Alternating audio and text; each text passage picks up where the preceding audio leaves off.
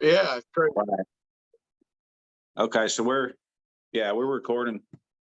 So Paul, man, this is like a I'm gonna skip that part.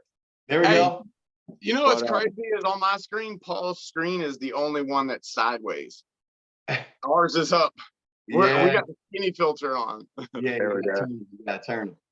There we go. Mine flip or my sideways? No, you're just like weird now. You're just like upside down. Yeah. Screw it, man. Screw it. What's poppin', YouTube? What is going on? Y'all know who we got in the house today, guys. The man, the myth, the legend, Paul Linn. What's up, brother? What's going on, fellas? Glad to be back on. Been a minute. Oh, been a minute. Oh, dude, dude, I was bugging Donnie all day. I'm like, did you message Paul? Did you do this and that? Yeah. We're still good to go. We're still good to go. I'm sure he I was was getting reminders all day. Well, no, this is great, man. I'm a huge fan, Paul, and you know, you're a freaking beast, and I can't get this phone situated, but you're a beast, and you're inspiration to a lot of people, man. Especially, you know, if people like me that's been how long you been? I've been pulling 5 years. You've been pulling what, about the same? Yeah, six, something like that. I'm losing track. It's just all I know is it feels like it was yesterday, but I know it was a lot of years. I see the pictures and I see the gray hairs, and I'm like, yeah, time passed. Yeah, but you're just getting better, man. You're getting better and better. I think I can't remember who told me. It was like either Rick Layton or Paul Walters. They were like, arm wrestling's the closest thing to doing a presidency term. Like, look at you when you first started, and look at when you're like when you're almost like out of the club. He said, age. Yep. The good thing about it is it's age friendly, man. It's age friendly. I tell people all the time. I'm like, man, I'm not even nearly like age-wise the senior guy. Like, you go to East versus West, and our average age over there is so much higher than the competition. And that just shows that, you know, tendons age differently than our, you know, endocrine system, like, and what type of hormones we're releasing and how much muscle mass we have. Those tendons continue to get better. I love it. Yeah, for sure, man. And because who wants to play golf? I love golf. Don't get me wrong. I love golf, actually, but I'm not trying to, like, you know, I like doing golf maybe once, twice a year. And that's mainly because we're drinking and having fun. Yeah. But I'm not trying to be like, when you think of getting old, you're like, I'm all we're going to do is golf, man. Go to Florida and golf. No, I'm good. I'm trying to arm wrestle in Florida. Yeah, I am not ready for that retirement sport yet. Not there yet. I got friends all over me. I'm way too competitive too, because I'll get into that and I'll be terrible. And I'll be like, all right, I'm getting clubs. I'm getting somebody to train me. I'm getting a routine. Before I know it, I'll be broke. And golf's so expensive too, man. You got, like, golf is so like people think tournaments take a long time. People like 18 holes of golf, playing with people on like courses. They're out there for like 6-7 hours sometimes. I'm like, that's a day's worth of work. Yeah, you're right. Yeah. So, Paul, you just had a match with Rustum, dude. What are your thoughts on it? It blows my mind because you, like you said, you're only 6 years in and you're already pulling legends. Like, so that match, and a lot of these matches that I've gotten are like double-edged swords to really look at. So, like, being able to pull, you know, Ron Bath, John Brzenk, Rustum, and then now Zoloev. Zoloev is the youngest of the group, and I mean, Rustum's younger than me, but he's been at it for so long. But it feels like, you know, it's, again, double-edged sword. You got these guys who are, you know, Ron's been active forever, but, you know, age is a real thing. John was making his comeback when I pulled him. Here we are with Rustum. You know, he had a 2-year layoff. So I'm getting this wonderful blessing of being able to pull these guys. But then there's always the question, are they in their prime? So, like, you can look at it and say, like, it's all right, it's a no-lose situation for me. But in a way, you know, you know, if you win, then he was off for a while, and, you know, especially having the match with Rustum end the way it did, that makes it even more dramatic like in that, Yeah. you know, he winds up with an injury. And I'm down 2-0 or 2-1 at that point. So it's tricky. I'm blessed to have the matches. I'm thanking the arm wrestling gods for setting it up. You know, it's a tricky situation, and that's a tough one right there, because honestly, I don't feel like I earned any. And a lot of people looked at that match and they broke it down, said, "Oh, you were getting killed." And I think I was going through what the game plan was, because I've learned over time that I have less success when I deviate from the game plan. Go through plan A, plan B, plan C. And once you find it, usually things will work out. Similar situation with Ron. Plan was to, you know, stay low hand outside against Ron. Round 1, it looked terrible, you know? And then round 2, you know, find a defensive hook. It turned around. I think that's kind of where I was at with Rustam. I guess we'll never know because of the injury. But you know, it doesn't, you know, from a competitor's perspective, it doesn't make you feel like you earned it, you know? And you never want to see a guy like Rustam, who is an absolute legend in our sport, be the first match in the comeback tour and then have an injury happen. So it you know, a lot of mixed emotions about it. I'm really looking forward to getting back on the table and defending that, so I can feel like I earned it. Absolutely. That's the competitor in you, man. And just you're just a great athlete, like a great guy. But I love how you said, you know, game plan A, B, and C, you know, because sometimes a lot of people think, oh, like you said, you were down 2-0, but this is arm wrestling. Like game plan C sometimes is just as good as game plan A. Sure. I mean, it just depends on when you find your lane. If you find your lane in game plan C, guess what? Game plan C could have been game plan A. So right, and you break down like a puller like Rustam. Like there's plenty of data. The toughest matches are when there's no data, right? You've never touched the guy. That's the first level of it. If you've never grabbed him in practice or a tournament, you have no tangible data. Then you go into YouTube, research and everything. There's plenty stuff out there on Rustam. So you go to work. And then what you do is you contact pullers who competed against him. So, you know, preparing for Rustam, let's go ahead and talk to Todd Hutchings. Let's talk to Tim Bresnan. Let's talk to these guys who have grabbed him. Even Craig Touye grabbed him in his early years. And all the response that I got from those sources was you pretty much need to stay outside. You know, you're not gonna be able to hook with them. There was only 2 people who said you need to dive the hell in there before the match, and that was Travis, who said make sure you win the setup, be higher, and commit your shoulder. And I was like, all right, this is coming from a dude who has never hooked anyone. And I'm like, you know, how much, like, I really respect Travis and his opinion, but I'm like, Travis is telling me to hook somebody. Is he playing games here or what? And then Neil, right before the match, Neil Pickup said, don't be afraid to commit your shoulder.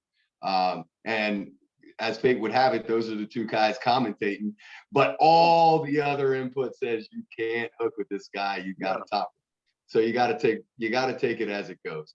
But you live and learn, right? You live and learn. And I'm still at a point in my career where I've gone through the moves. Like I started as a post top roller. I started to develop a low hand, you know, a side pressure top roll. And it wasn't until like the second half of my career where I started really digging into a hook. So I'm finding my own footing anyway. So I'm trying to find my own level of comfort being inside. When you pulled Paul Talbot, that's you were doing the low hand posting. Yep. I just watched that match the other day. Actually, it was crazy. Yeah. It pops up on my feed every once in a while. It's crazy how the playing field of arm wrestling has changed. Like, you know, just from when I started or when you got started, Ryan, like the names that we were used to seeing through WAL, certain guys faded. East versus West has changed the playing field. You know, it's such a different landscape now. Yeah. And I think it's brought to light a lot of the like East Coast guys to North America, because they were so fixed, like just North American arm wrestling, blah, blah, blah. I know that. And then when like COVID happened, I'd kind of known a couple people over there, like the big names, but then I really started to know people like Arackley and guys like that who are elite. And I'm like, wow, we're a small fish in a big pond. Yeah, absolutely. But I'll tell you what, I mean, I know from my perspective, you know, being a new puller and not having a whole lot of like interaction with the East in general, like the Eastern European countries. I had you know, this preconceived notion that these guys, that all they do is arm wrestle. You know, they are the holy grail of arm wrestling. Yeah. And now being a part of East versus West, even though we're not necessarily winning the overall, you know, the points in these events, we're showing that we're not that far off. Like we got some guys that can compete. And to me, that's the biggest prize, is just let our opportunity to let everyone in the world know on the East that we are in fact competitive and we're not just social media YouTube guys, you know? Exactly. No, and that's crazy. Let's go ahead, Ron. I'm sorry. No, I was gonna say, and that's a great thing. Me and you, Paul, are pretty much the same weight class. Could be 198 to 220, but over the years, man, like, you know, our weight class, really anything below the supers is kind of like, you know, them guys can't hang with any Europeans or anybody like that, you know, and it's just good to see like you and now Adam Warzinski. You know, he had a good showing. I mean, I know he's got some, you know, a few more matches ahead of him before we start, you know, maybe tooting his horn, but I mean, he's a great puller, man. And you know, there's just other guys. The gate and beating Sasha is a lot. Well, I mean, there's other guys, and like Justin Bishop's, you know, Justin Bishop is back, and he looked great, man. And that match could have just went either way. You know what I mean? Yeah, I mean, that match was phenomenal. Like, I want to see Justin back there, and I want to see him pulling left. You know? Yeah. Oh, that's a better arm. That's a better arm, right? Yeah. Yeah, I saw him. He competed at Alabama States, man, and you know that's not much. It was pretty easy competition for him as far as left-handed. You know what I mean? I don't think he pulled right-handed. Better's arm is his left hand. Yeah. What? I didn't know that. I believe he's one of those guys that's right-hand dominant, but it's very close to being ambidextrous. And if you're close to being ambidextrous, you're probably dominating left. Yeah. Because my left and right are night and day. Yeah. My left just started, you know, finishing top 3 in tournaments and stuff, and you know, my right's kind of been there. As far as like just the strength difference in my two is just ridiculous. It's crazy. And I train them the same. Yeah. I don't understand. I think it's a muscle connection or something. See, my left is more technical, but I also I'm right hand dominant, but I write left handed. It's weird. There you have it. That's got to be your top roll hand, because I can't top it is for sure, dude. I asked Ryan. I'm hooking all day right hand, but left I'm setting up high, and it's top roll all day. It just feels better that way. But I don't have no confidence at all, like going inside at all. It just feels so weird. I'm like, yep, I'm gonna get it taken over. Well, I mean, well, my problem left is I got good like top roll containment, and I can get it sunk in, but I'm really lacking in the internal rotation to kind of get the palm turned up, and it's like my left is, if you get a 0 out of 10, I score my left like every move is a 6. You know what I'm saying? Like it's all pretty much the same. Or right-handed, you can give my hook a 9, and then maybe I have a couple other. I could top for a little bit and stuff too, but my left, man, it's just like I'm equally like good or bad, whatever way you want to look at it, everywhere. But the left is the flat line. It's funny how it works, man. It's really funny. I love it. So, Paul, you one of the guys that actually used to train with Ryan moved up there, Julian Smith, man. Do you get to pull with him at all? Yes, yeah. He's up in the Allentown area. He trains with the Allentown team. He just made it out to our New Way National event and won that, I believe. I forget which one he won, but yeah, he's really good. I think he won left. Yeah, he's really good. He's committed too. Like he's committed to getting better. Like he'll travel for practice. He asks questions. You know what I mean? And he's strong, good, big, strong hand. He's good, man. He'll be good. Yeah, I was a little sad to to see him go. You know, I mean, I would beat him right pretty easily, and he would beat me left pretty easily. You know what I mean? So we were always kind of, but Julian's somebody that I could let him get in. I can let him dig in real deep, and then you know he had a lot of, you know, quite a bit of resistance to help me train and stuff. And it's so important, man.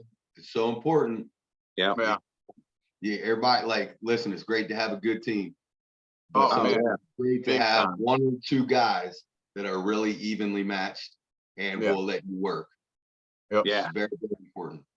And that's that's why I have 2 guys that are consistent here every time I pull, almost twice a week, at least once a week, we get table time in here if I'm not going to another practice. And both of those guys, one guy, Noah, is I think he's like 250 right now, and he's been pulling about a year and a half, and he's made night and day difference since when we first started pulling. He's almost getting to the point where, you know, his size is catching up, because I mean the strength is there, man. It's like so I'm lucky to have him. And then I have Greg, who's a little bit lighter than me right now, but he can get to my weight, and he's technical as can be, man. He's been pulling longer than me, and Greg's strong as shit. Like, if, like you said, he's like Julian. If I can let him get into a spot, and it's just so much resistance I can work, and it's amazing, dude. Those 2 guys help me out so much. Well, I've been it's important, man. Getting the proper training and preparation, whether it be your specific training partner or traveling to train with somebody, super mega important.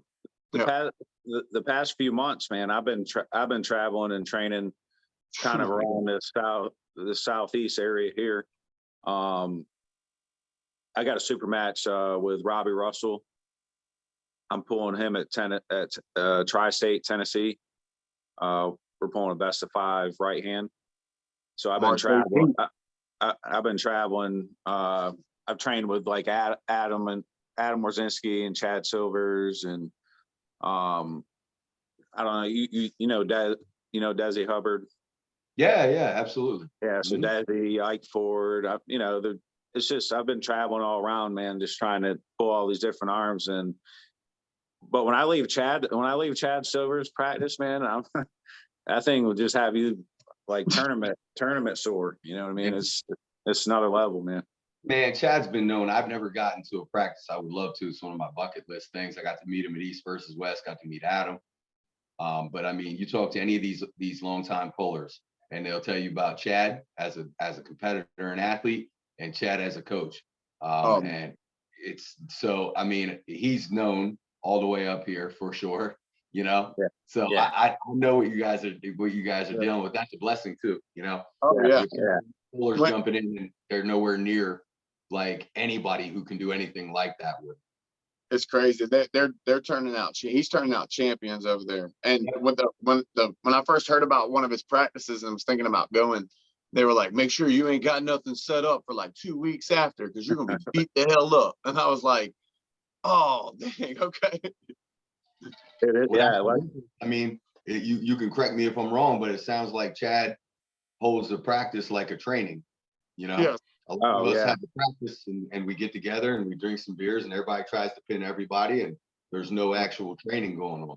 There's no filming. Like, ego is left at the door. Like, and if I'm like Chad is like I like that. Like, his guys, they live by like some, like, their training, their arm wrestling life is like, it's by code, man, and they don't break it. And I love that. They're a family. Like, those guys, they wear the part. They got matching shirts, everything. They come in together. Everybody's up there when their guys are pulling. They're not at the bar, like you said. They're not running around talking to other people. They're legit, man. They don't play no games. That's a really important thing when we start looking at like North America and the rest of the Eastern world. And you start looking at those top level countries. You look at Kazakhstan, like that's the easiest one to look at. They come up with the warm-up jackets. They got like everything. And you know that their practice is a training, you know? Yeah. They might have some live pulls and some things like that. I'm sure they do. They have it factored in. But you have a facility, you have a factory that's creating world champions based off of training and not practicing. Yeah. We call like, I mean, there's a big difference. I go to practice, and then I have certain people that I go with to train. Exactly. It's important. Oh yeah, yeah. I mean, I think one of the rules I was over here, hearing them say was, definitely. I lost my train of thought, man. My fault. But they do ready goes all right. That's No, what in tournaments and stuff, ready goes, or you're at least doing some ready goes at that practice. yeah, they do Right. ready goes, and definitely the number one rule is if Chad's talking, you sit there, you listen, because you know what I'm saying. He knows his stuff, man, and it's been a blessing to have the access. I mean, it's a 4-hour. Well, we've been training at Adams once a month, so it's a 2.5-hour drive. But I mean, there's no club locally where I'm at, so I'm driving an hour and a half or 2 hours or. And some people can look at you like you're crazy. Some people in your life are like, hold on, you drive 3 hours round trip for arm wrestling? Yeah. But that's the difference. That's the difference. Like, I say it to my guys, like, we're blessed. We got a club here and everything, but how good do you want to be? Like, it's good. You have the access to our club, but like, there's a point in which if a 2, 3, 4-hour drive scares you away, then are you really about it? Are you really about it? You know what I mean? Exactly. Right. How do I get stronger? How do I get stronger? What can I do? What can I do? Yep. Do everything. Go to every tournament. If you're new, pull every class.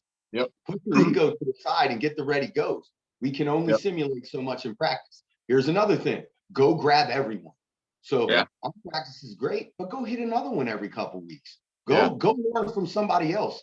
You didn't probably already absorbed everything you can absorb from me. Go listen to Marcio. Go listen to Todd Hutchings. Go listen to Dave Chafee and his group. Go to those guys too. And if you're not willing to do that, then stop asking me about how you can get better. Exactly. I have people message me all the time. They're like, should I go to this practice or that practice? I'm like, bro, if you have to ask me if you think you should go to a practice, you need to ask yourself if you really want to arm wrestle, like, and take it serious. Right. Is this a hobby, or is this something you're taking serious? Because I'm not waking up every day thinking about arm wrestling. Like I think about arm wrestling every fucking minute. Like, it's crazy. Yeah. Like, it's an addiction. I'm like, if there's a practice that's open and I know I can make it to it, I'm going to it. I'm not even like, should I go to this? No, I'm going. Yeah, it's a positive obsession or a positive addiction. It's the same thing with the gym. Your wife might get mad at you. Mine gets mad at me all the time. No, honey, listen. This is like high on the priority list. I got to go. And you're not going to like me if I don't go. If I come back, if I don't go and I stick around here all day and I'm all weird and mean and stuff because I didn't get to do that, you're not going to like me. I have it prioritized as a necessity. Do you ask me not to brush my teeth in the morning? No. You want my breath to smell good. Let me go to the gym and let me be a better person, please. It is what it is. Peacock, damn it. You got to let me fly, baby. Yeah. And I get so many people who are like, well, I don't have the time. And I'm like, well, listen, buddy, I got as much on my plate as anybody. Trust me. You fill that jar up with rocks, then you fill it up with pebbles, then you fill it up with sand, and you fill it up with water. And if you don't have the water in there, you got time. Yeah. Exactly. Yeah. No, 100%, man. I mean, I wake up an hour earlier or go to bed an hour later or something. Yep. There's always there's that common denominator right there is what separates the best from the greats. The best and the greats are separated by who shows up early, leaves late. Who does more? That's it. That's right. That's right. I'm trying to get there, man. I'm trying. No, it is what it is. Life is a hell of a thing, man. It really is. It's tough. But it's interesting. You can always find the time if the priority's there. But like I said, I'm really referring to like conversations mainly that I have with, some of my guys that are like, they seem to be about it. They got energy. They're they're thinking about it all the time, but are they acting on it all the time? Yeah. So I mean, that's like, you got to have a level of genetic predisposition, some level. I think you have to be average or slightly above average genetically for our sport in order to hit whatever. But everything else beyond that is how much you're willing to obsess and apply your obsession in a positive way. It really is, dude. I'm telling you, like, that's the biggest difference. There's guys that I was like pulling with in the beginning that, you know, have been pulling the whole time, same as me. And I'm like I said, I'm not bragging, but I'm light years away from where they were. And they'll admit, they're like, well, they're just they pull that every now and then, and every once in a while when they work out, they'll do some arm wrestling stuff. And I'm like, that's a huge difference. Like, you're what most people would consider, like, you know, consecutive. You do it all the time, but there's a difference in between doing it all the time and obsessively doing it, like you said, and just getting crazy with it, man. It's insane. Funny, like, what you're saying too, like comparing yourself to those common denominators, it's like a before and after picture. It's like going through like a body transformation, having never taken the before picture. It's like when you get to pull them, now you get to see those side-by-side shots. And then you get the validation. All that time I spent, all those plans I changed, all, you know, all those things I might have missed in life. Okay, now it makes sense, you know? Dude, then like, back to what you're saying about, hey, listen, we all can have a routine. And that's the next level to it. Everybody says consistency is king. I believe it. You got to show up, right? Even when you don't want to. Show up to the gym, show up to practice when you don't want to. Then the next step is actually work out with a purpose, actually train with a purpose, with a goal, with something in mind. You can be consistent and you'll definitely get better no matter what. You can do the same routine over and over and over for arm wrestling, never really like increase weights or go at it hard, and you'll get better. Or you can go in there and beat whatever you did last week, or up your intensity, or up your focus. That is the next tier, though. Yeah, it's never stopped. Dude, that's so funny you mentioned like the routine, because my wife makes fun of me, right? So I'm usually gone early in the morning, and you know, I own my own like landscaping, a small landscaping business stuff. So it's like I get home, you know, I'll hear her on the phone or something. I'll walk in the door, and you know, somebody will ask her something, and she'll just be like, "No, you know, I don't want to interrupt his, you know, his little routine." You know what I mean? And it's just like, I mean, if you don't have like a routine set or whatever, you know, like I look forward to it every day.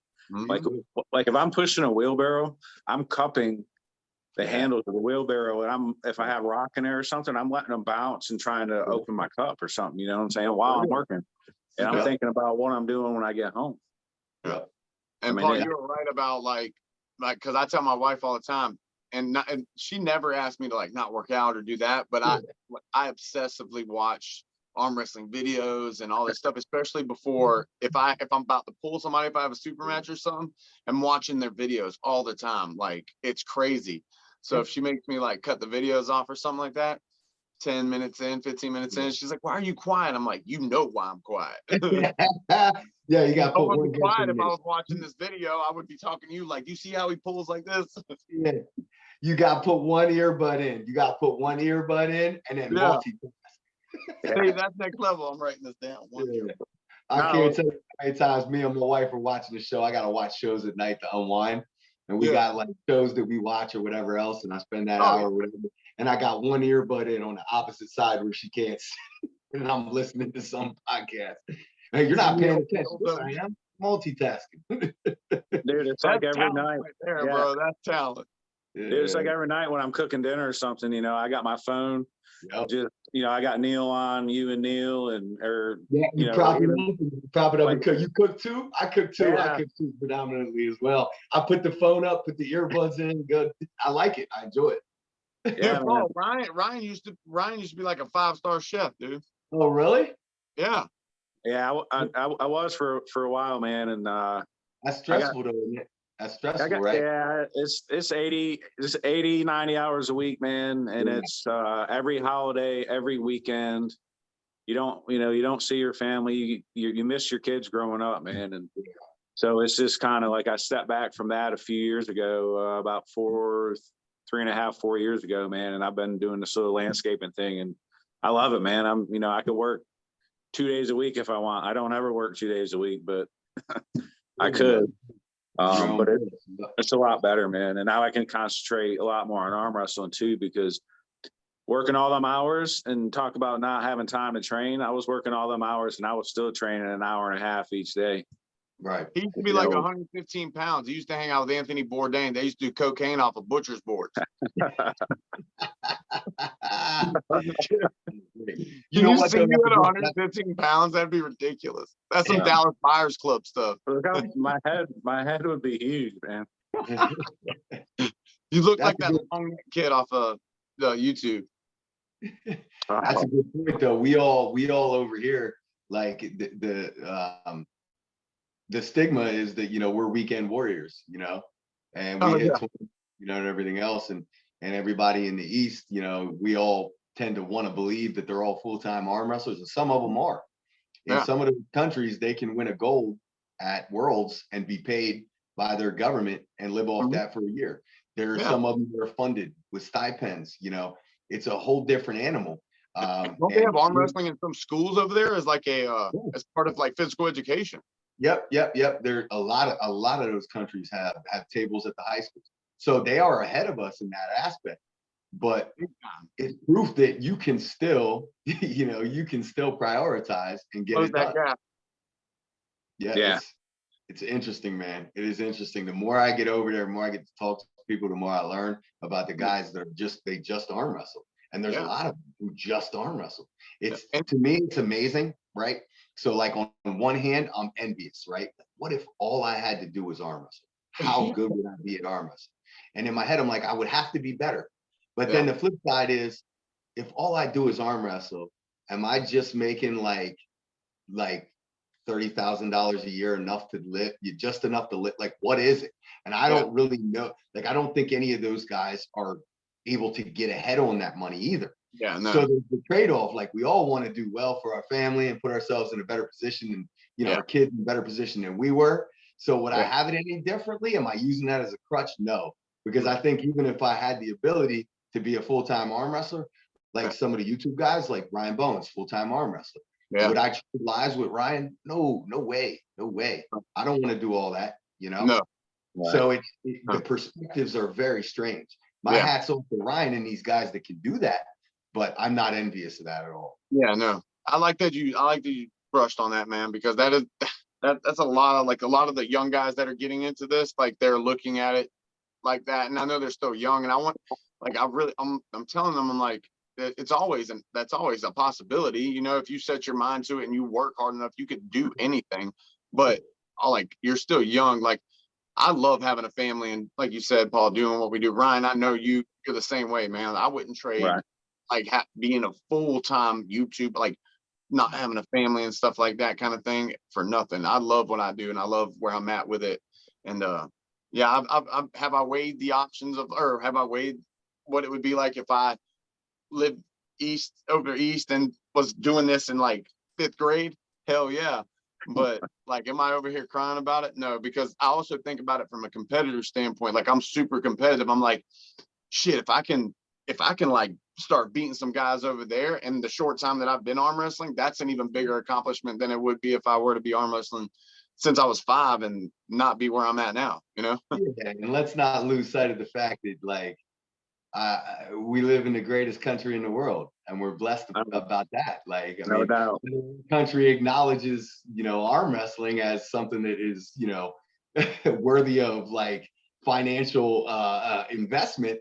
That's another thing. I mean, it is what it is, but we're blessed to be right where we are. I mean, we can look at some advantages that are over there in those Eastern European countries as they relate to arm wrestling, but they don't relate to everything else. So I wouldn't trade.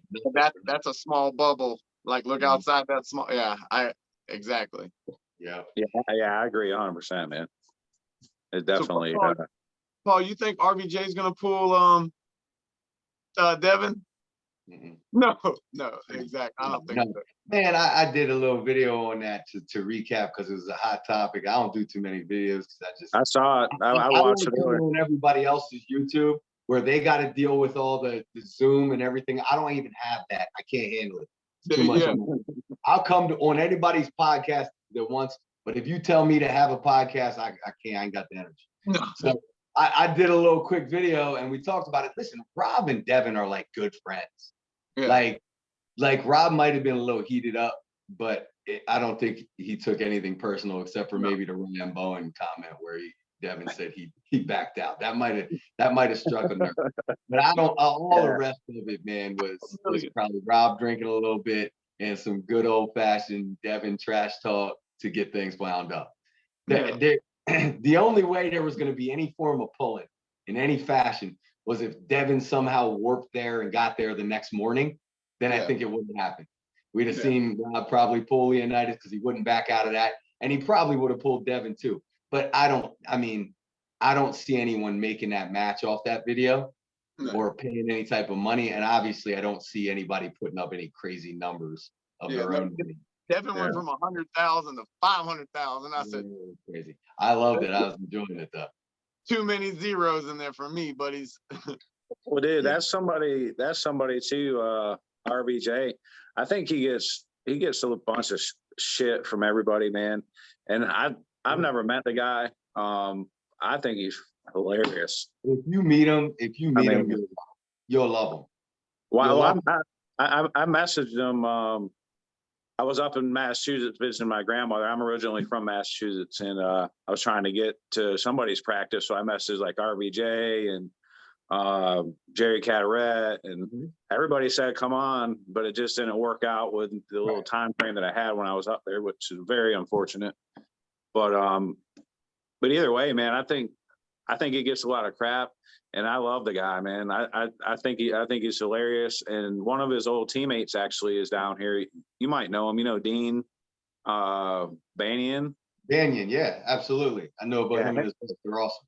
Yep, him and Deb, they train with us down here. Well, they've kind of been out of it for a little bit. They've been taking a little break, but they usually train with us. But there are a few people that I met early on. Awesome people. Oh, yeah, for sure, man. You're nailing it, though. You're nailing it. Like Devin even said to Rob in the video, he said, "Rob, what have you done for me lately?" Right? And I found that to be very, very ironic because that is the arm wrestling community embodied as a whole. You're only good as what you've done lately. And then Rob rattled off some things, and Rob's a super smart dude. And he remembers everything. And he was rattling off tournaments where he beat a person that Devin lost to, or it happened, scenarios. He's rattling them off. Oh, yeah. You know, he's talking Don Underwood. He's talking, Travis Bajan. He's talking like Rob has beaten everybody. Like we forget because we didn't even know. We're new. This guy beat everybody as a 200-pounder. He's so good, and it's so forgotten. He's super dangerous. He's super dangerous. Yeah, when he went full Sasha, that video that he did with Giannis and Ray afterwards, how he didn't even know how to stop a top roll. Yeah, Rob's just genetically gifted, bro. Like, it blew my mind because I watched so many old Arm TV videos and Rob beating all these. Like, I know Rob is legit, and he's got mad experience and years in the sport. And when he didn't know how to, like, that's one of the first things that somebody showed me, how to stop, like, clamp down on the back, like the pronator, and to stop somebody from, it just stops them from getting as much pronation, access to their pronation. He didn't know that. And I was like, what? Well, see, I think a lot of that comes from, like, it's one of them things when you come in the sport and you're already super strong and you already have like you're just strong overall, man. And you're just used to like just going this way. You miss a lot of the technique, like Dave Chafee, you know what I mean? Like, God, that dude is so strong, right? And now he's like phase 2 of his evolution, you know what I'm saying? Now he's doing like top roll and pressing and all this other stuff. But if you come in genetically gifted and already super strong, I think that's where you miss out on a lot of that technique, you know what I mean? It's the curse of talent. Yeah, it's the curse of talent. You see it in every sport.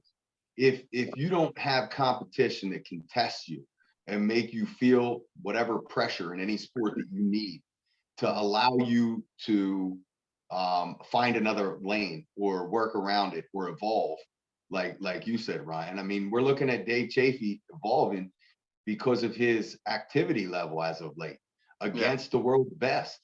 It forces that growth and evolution. You don't get better by winning. You don't. You do not. You gain nothing but another piece of memorabilia that no one cares about. you know, you gain nothing. If you lose, you're forced to be uncomfortable. Uncomfortability breeds growth. If you can't make yourself uncomfortable, or you can't put yourself in a situation of uncomfortability and learn from it positively, you're only going to grow so far. So, I mean, I think that's the beauty of it. But stemming it back to Rob, I mean, genetic gifts are incredible. And I do think that he is a technical arm wrestler as well. You know what I mean? It's just the community looks at it like, Rob, where are you at? Where have you been? You know what I mean? Rob's living his life and doing a whole bunch of other things. The difference between Rob and the rest of us is Rob can sit on the couch for 2 years, come back and still be good. If I sit on the couch for 2 weeks, I'm gonna come back average as hell. Yeah. Hey, Paul, if you're okay with talking on the subject, I wanted to ask you, because I just like caught up on all this morning. Josh Berger and the Paul Italia thing, man. Like, where is Paul coming from? Like, don't get me wrong, like me and Paul are cool. I've actually talked to Paul a lot, but like this threw me off for a loop, dude. Give me the whole rundown, because I got the Cliff Notes thing at practice on Saturday. Yeah. But I didn't dig into it. So Josh makes like the memes and stuff like that. Yeah. And you know how it goes through the it's gone through Facebook and YouTube and stuff. And apparently, like, you know, through the grapevine and like how Paul had perceived it, is Josh like is, you know, singling him out and making all these memes and stuff. But Josh actually made a video not too long ago, about 5 months ago, saying how much he really liked Paul and like what he does for the sport, he appreciates, and you know, he would like to meet up with Paul and squash the beef and stuff like that. Well, apparently yesterday or a couple of days ago, Paul messaged Josh and said, come to one of my events, blah blah blah. And like Josh was like, heck yeah, like we can finally squash this stuff and this and that. And then Paul Italia called him, and Josh was excited and this and that. And Paul was not that way at all. Paul was like, so we can finally squash this and that. And Paul said, no, it's different now, blah blah blah. He's like, he's talking about splitting Josh's head open, like physical violence and stuff. Yeah, I heard some stuff like that. So, you know, Josh is a buddy, man. Now listen, all that said, he's memed me plenty of times. Like he memes me on the regular. I'm okay with it. You got to have a sense of humor. It's not a big deal. And he's a good dude, and he's coming from the 98%. If you don't know kind of what they were founded on with Ryan Grondin, is the sense of humor thing is a big thing. Yeah. Now, is Josh in the 98% like innocent? No, those guys are savages. Are you kidding me? Like they come after somebody, right? And they do it internet style. But let's be real, we're in an internet world. Like, but like he said, this is a meme. He's like, dude, you're threatening physical violence over a meme. He said it's really showing like some, like, I honestly I don't like picking sides, but I had to go. I have to be with Josh on this one. It really threw me for a loop. I was like, this is crazy. Well, I don't think that there has to be any sides. I think we look at the big picture and say, okay, you got a group of guys that are memeing somebody, right? Why are they memeing them? Because there's funny stuff that can be memed, right? Yeah. So like, if you're a real person in the world and you're doing things that other people, or you have a perception that can be taken and made funny, it's humor. Put some humor into the world, whatever, you know what I mean? So if there's feelings getting caught over that's, you know, that sucks, right? But at the end of the day, do I think anything physical is going to happen? No. No. Nobody's getting nothing split, nothing like that. That's not happening. Josh had me rolling, dude. He said in the video, he was like, he's like, is Paul short? Yeah. He's like, do I think it's funny? Yeah. And then he said something like, he's like, Paul, he said, Paul, get me a 154-pound guy. He's like, because I know you can't fucking arm wrestle. And I was like, geez. It was all humor though. There was no like. Yeah. The only concern I would have with this whole situation, because I heard a lot of people are like worried, like they're like feeling bad for Josh. Like they're feeling bad and they're like wanting to like take up for him. Like, guys, nothing's going to happen. Stop it. Like, I don't feel bad for Josh, and I certainly don't feel bad for Paul. Like, this is, we're all big boys. We're big boys. Building, people are gonna run up to Josh and be like, Paul's here. Paul's here. Well, if somebody tells me, hey, come to my house, come to my event, and I'm gonna bust your head open, I'm not going to get afraid because number one, I don't have to go. And number two, anybody who talks with this is probably not going to do nothing. Nothing. So, if Paul Italia were to come to an event up there where the 98 is having it, and there's a chance interaction, then maybe there could be an altercation. But right now, everything here is nothing. This off into the ether. Yeah, exactly. It was just something that couple of me and the guys were talking about. I was just it just goes to show like how like the internet and all this stuff, how perceived. And I'm like, guys, like it's a big thing of my, like I say a lot of shit, and I'm you can ask Ryan, dude, I just talk shit, man. Like I'm doing it from like a funny standpoint. Not, if I don't like you, I'm not gonna talk to you. That's how you know I don't like you. Right.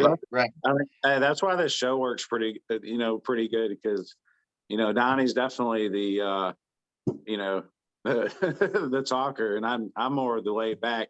Not a big shit talker, man. And I like to do my talking, when it's time. On the table and stuff. But so not a lot of people want to talk shit because Ryan's a part of the show, and they would have to like down his name. I get it. That's good. No, but I wanted to say something about, you guys were talking about the memes, man. My own team, they they watch these videos and stuff, and we have a little Discord group, and where we talk all the time and post like training videos and stuff, and they got like all these, you can create these thumbs up things, and like your thumbs up would be, and there's like pictures of me like this. I guess I was like talking in a video or something, and then I'm like sitting over here and I'm like doing something like this, and yeah, man, they got all of these memes and shit of me, dude, and I think the shit's hilarious. I mean, there's part of me, like I stay neutral in a lot of things, and to be honest, I am neutral in a lot of things because I can see both perspectives almost always, and I choose to usually look at both of them. The flip side of that too is I got a little bit of trollishness in myself. I love the comments. I don't always comment, but there's always something running through my head. I choose to post it or I don't, but I love it. I'll sit and watch. I will tune in. If I don't catch, let's say I don't get on the fix or whoever's doing whatever live, when I watch that video, I put the live comments on. I need to see what people are saying in the moment, because that's 90% of the entertainment. I can get arm wrestling news from Pradeep anytime I want. But if I want to see how the community's reacting, that's where I go. And that's why it's interesting. You talk about Paul Italia and Josh Berger, and you wind up with this divide of like, oh, these people support Paul, these people support Josh's perspective. And it's so interesting to me because at the end of the day, to me, it's a moot point. It's one guy making fun of another guy for things that might be funny or might not be. And then another guy who's promoting events and trying to move arm wrestling forward. But this guy over here who's being funny is also doing the same thing with his group. So come on, it's all good. Any publicity is good publicity.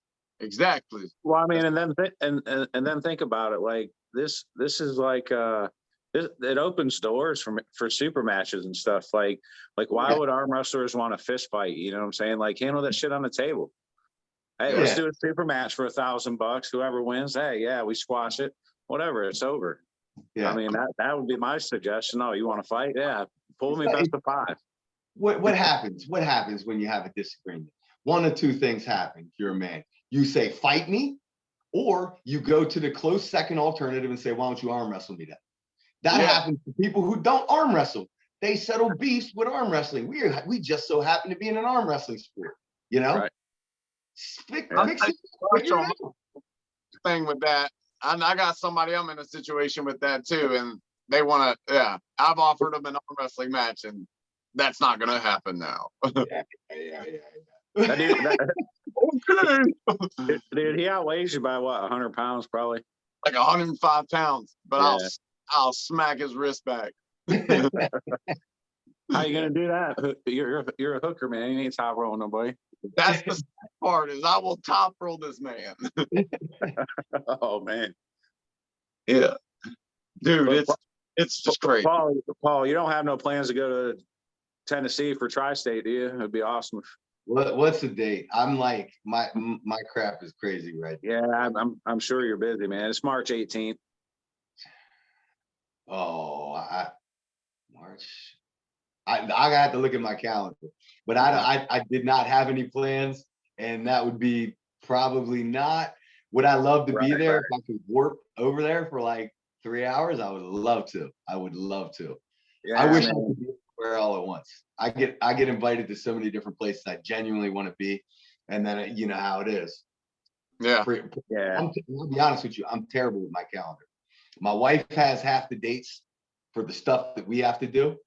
And then I have half the dates not stored in my brain, but somewhere, you know? So if I'm like, let me look at the calendar, I gotta ask her. I gotta look at the piece of paper that I wrote down on my desk. Right. Yeah, I was just asking, man, because I'm hoping this is my year, man. I kind of start to break out a little bit. And like I said, I'm pulling Robbie Russell there for, best of 5.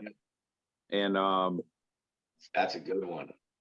Well, see, it was weird when I first started, man. My trajectory was here, then I kind of hit like a lot of inner elbow stuff, and I was kind of like this, and I went to Georgia arm fights, and I had a couple of decent wins there. I beat Paul Passmore right-handed. That was post arm break, so it's a little watered down, but I got a win on CJ Twine. That's too. I know CJ very well, and I know how good CJ is. And if anybody in this on this chat right now or in these comments right now don't know who CJ is, he is the real deal. CJ, CJ is strong, man, very strong. And we were actually he tried a top roll, and I hooked him, and we sat center of the table, kind of went this way a little bit. I was more defensive. He elbow fouled. We got the restart, and the second restart, I felt really comfortable. And he elbow fouled again, so I got the win. So I mean, you can kind of count that as a win. I do feel like that day that he wasn't gonna beat me, but CJ is super strong. Dude. He's one of my favorite people in this sport. He's one of my favorite people in this sport. I talk to him at least every week on the phone. Yeah, usually lasts an hour. He's a great guy, man. Yeah, I had him on YouTube a while back. Talked to him for a while, and like I said, he's coming back. He just had a baby. He's coming back, so we're gonna see him. We're gonna see him real shortly. He's dangerous, man. Dude, I've seen him beat some big names. I mean, he's just big, strong. He's an athlete. He's like when I first saw him, I was like, he looks like a linebacker, man. Yep. You know what I'm saying? Like he's just an athlete. I break his balls, but I say you got the lower half of a nose guard. Dude, that's funny because that's like the first thing I noticed about him because like my calves are huge, man. They're like 21 and a half inches, you know what I mean? And I don't even work them out. And genetics. I just have like that lower half, and my upper half is kind of like, you know what I'm saying? But that's the first thing I noticed on him, man. He had like them horse thighs and shit, man. I was like, God. They say arm wrestlers don't have legs. I know a few that do. Yeah, I know one at least. Yeah. So you got Robbie Russell coming up. You ready? Oh yeah. Well, if we were to pull today, no. I'm super. Yeah, I started my deload last week, and I'm kind of around the 70% mark on my lifting and stuff as far as working my way down, and then I'll go to like 50%, and just steady work my way down and try to do, like right now, I'm not doing a lot of arm wrestling specific stuff. I'm working basically a lot of tricep work, getting the elbow joints and all that stuff nice and healthy. I think any kind of tricep work helps with that. You know, I'm still doing some heavy stuff, you know, hand and wrist. You know, you could do that every day. Yeah. But yeah, for the most part, I'm not doing super heavy, and I'm kind of working my way back. So hopefully, you know, I got practice tomorrow, which will probably be a rough one. And, you know, after that, and depending on how I'm feeling in my healing, I may practice the following Tuesday, and then that'll be it. Yeah, then lay it down. But yeah, it's my break. Like I'm used to not having, like, I haven't had brachialis pain in a long time. And at least a year, man. And it's been bothering me the past about 3 weeks, just because I've been pulling so much. I've been doing so much arm wrestling specific. And if anything, me pulling Robbie is up my level, you know what I'm saying? Like, no matter the outcome, you know. But yeah, I think I'm ready. I'm ready. And he's about to take like two weeks off, Ryan. What? So he's never felt this like recovered before when he's gonna be at that mat. Yep. That it's a thin line, man, because I meathead moded. I was meathead mode for like my first 4 years. Like, I'm training to the day before the tournament. I'm going to practice whenever. And in my mind, like, when I look at it, like, there's certain things I would do different. But at that point, I'm trying to make up for lost time. So I'm not worried about how this outcome of this tournament is. I need to get this training in and get these gains in, and then go compete with these reps.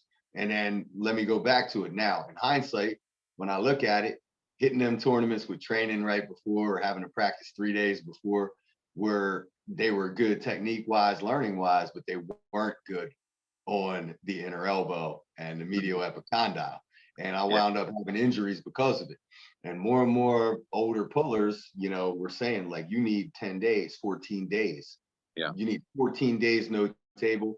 You need 7 days, no gym. And I'm looking at them like they're crazy because I can't stop this workout addiction thing. What I've learned now, especially the good thing of going to East versus West, is you got so much travel time that it forces you not to lift. Oh, like, yeah. You're going to Tuesday, you don't compete on Saturday till Saturday, you can't. So you tone it down, you taper it off, and then you have that full week. And I'll be honest with you, I don't think that I've ever felt better than having 14 days off of arm wrestling before a match, and then having a true 6 to 7 days off of the gym, not doing nothing but worrying about the weight cut. Yeah. See? Yeah. It's a huge difference now that I've started at least taking like 10 to 14 days off also. It's amazing. Yep. But it messes with your head though too. It so, like, it messes with your head. You might not feel as connected. You might not have that, like, something in there saying, it doesn't feel good, you know. But I just lost 10% of my strength sitting here for 2 weeks. 10% of it's gone. Yeah. You know, that's the way I feel. Like, I'm always like, man, should I at least, like, maybe go do some bands or something, man? The devil will creep in, especially when you're losing weight. The devil will creep in on you. You're not eating no carbs, not eating nothing, drinking a whole bunch of water to get in there. I was gonna say, in this training camp, man, like, and I call it a training camp because I've always trained hard, and I've never really had an opportunity like this, as far as a super match yet. You know what I mean? And this training camp, man, and I've been trying to kill myself, and it's just crazy that it recently, about 3 weeks ago, is finally caught up to me, and I felt like when I started to feel real beat up, I was feeling like happy. You know what I mean? Because I was trying to get beat up, trying to get there, and it seemed like my body was adapting. And then eventually got there, man. And I'm just excited to heal up and just see what happens. You know what? Sometimes you need that match that people perceive as above your level, you know, right, to put your back against the wall, right? Like there's two ways to look at it. And I've always, like, there's certain things that stick out to me. I've always, I love that saying, a hungry dog runs faster. And I love the saying that a cornered animal is the most dangerous. So if you're back against the wall and you got nothing but 8 weeks to get ready to fight for your life, with your back against the wall, you're going to be dangerous. Put your back against the wall and go to work. We've talked about that so many times, Paul, about being the underdog, man. That's where we live.